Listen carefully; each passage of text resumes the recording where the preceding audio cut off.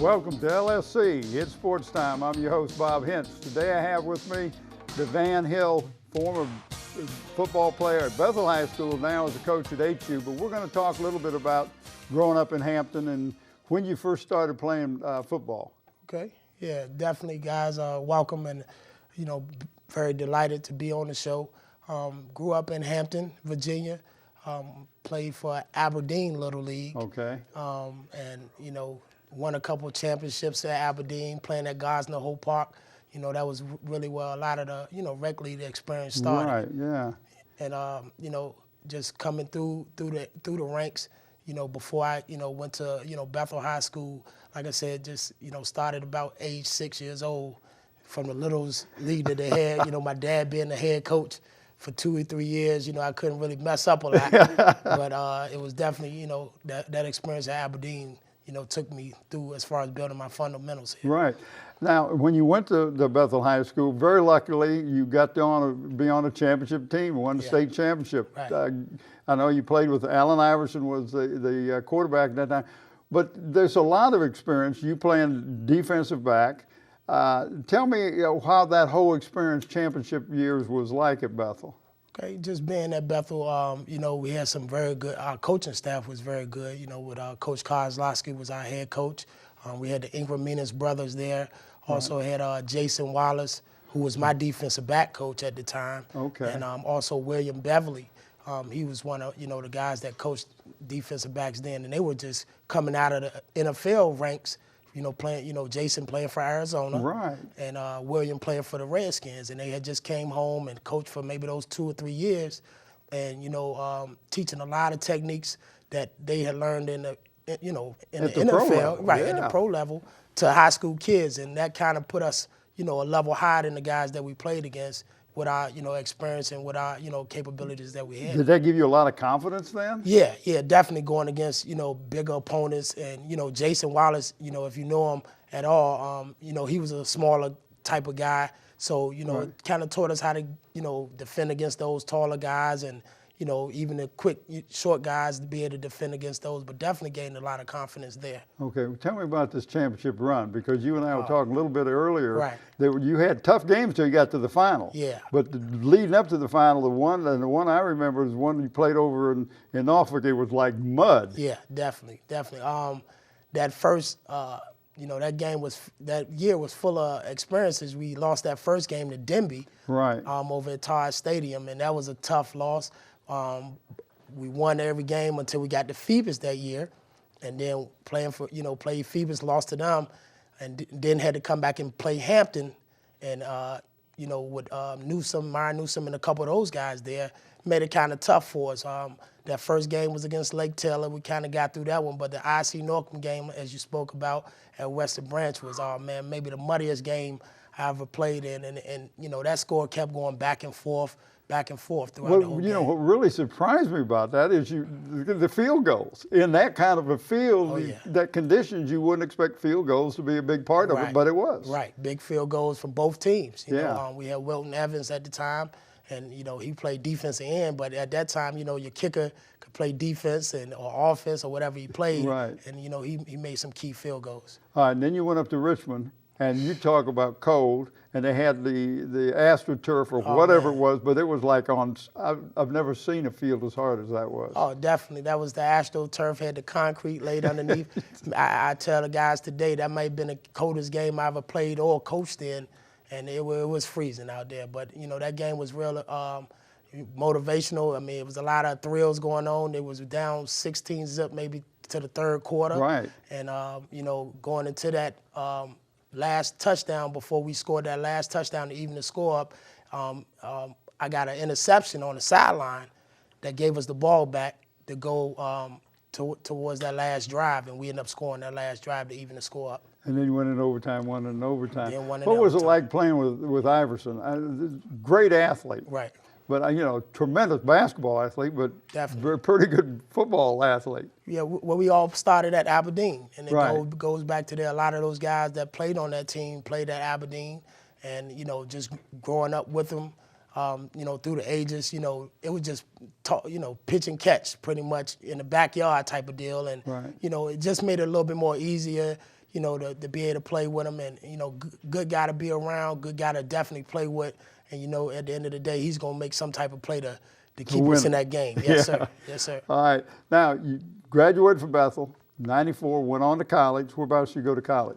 Went to Hampton University. Okay. Played 97, 98. We won the MEAC championship there.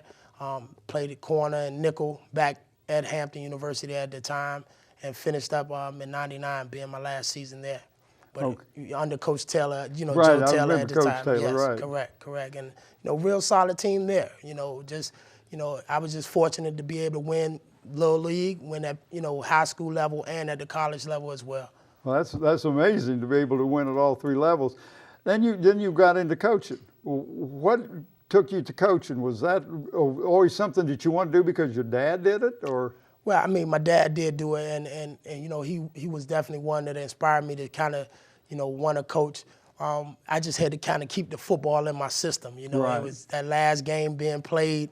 I said, oh man, I've been playing since 6. It can't end now, so I got to go, teach some little younger guys and boss some other little kids around a little bit. Yeah, definitely. But then when you got into coaching, you didn't go to college level. You went to the high school level. Yeah. Talk a little bit about that and the schools that you went to. Coach Cos and Tracy Parker gave me my first start at the coaching level. My mentor being Coach, my defensive back at Hampton, Donovan Rose, gave me a lot of skills and drills to do at Bethel to start off with. Okay. But Tracy Parker and Coach Cos gave me my first start at Bethel as a coach, and then went on to Minchville. Right. And their coach was defensive coordinator there for the varsity, as well as the defensive back coach there. And then you went to the big time. Man. But went back to your alma mater, which has really got to be great. Definitely. Coach Taylor, Coach Rose, seen that I was, serious about coaching. So, I started off as a graduate assistant at Hampton University in 2003. And, Coach Taylor, being the head coach there, gave me the opportunity to come back. Knew I was a student of the game, knew I worked hard, and, just worked my way up, to being a defensive back coach there. For 1 year, you got to be under Bethel graduate Jerry Holmes. Oh, yeah, definitely. Luckily, like I said, 04, 05, and 06 of 2000, we had the MEAC championship. We won MEAC championships all 3 of those years. Right. So then, Coach Holmes coming in, somebody who has a lot of trust and faith in me, also one of my mentors, definitely look up to the guy. Gave me, a shot to coach linebackers, which I had never done before, and that was an exciting task. Wow. As well, yeah. A little different than what you normally used to. Yeah, definitely. Right. So now, when you got into coaching, and you're evidently very successful at it, you're still at HU, which is always a good sign. Definitely. But now you're doing recruiting. Right. Now, recruiting is a little different than just talking to you. You got to recruit people that's going to fit into your program or your offense and defense. Is that what you look at, or do you look for the athlete? Well, I definitely look for a kid that, if he didn't have to play. If he didn't have to play throughout a year, then yeah, you were redshirt. But if we had to kind of put him in around that 5th, 6th game, could he survive at the college level, especially at the 1A level that we play at today? And a good character kid, kids that wants to do well, may have some things he's got to work on the football field, but academically and character-wise, those are the things that's big to him. Right. Now, are you assigned a certain group of guys to recruit, like the defensive backs? Who are you going? Is that who the coach says, okay, this is what you concentrate on? No, what I start with, I always start with my segment first. Definitely be able to, keep my job and making sure my guys. Right. It's definitely a performance-based business. So starting with the defensive backs. And then I go to the defensive line because they're the next guys that help my guys out. Gotcha. But I'm interested. I definitely recruit all positions. Offensively as well. I like to do the D-line, O-line because it starts there, and then defensive backs, linebackers. I do everything, but mostly defensive back, defensive line, and the areas I do is the local Virginia area, South Carolina, North Carolina, parts of Florida. So finding guys up on the coast that can play some football, definitely, do well. If you want to talk to the student athletes out there, what would be your one thing that you would say was very important wherever they went to college? Didn't make any difference if it's HU or UVA or Tech or wherever. Well, what would you tell them that they need to make sure they do to make it to the next level? The biggest thing is to make sure, and Coach Holmes gave me two things that, I take with me wherever I go is two biggest decisions you'll ever make in your life is who you decide to marry and where you decide to go to college.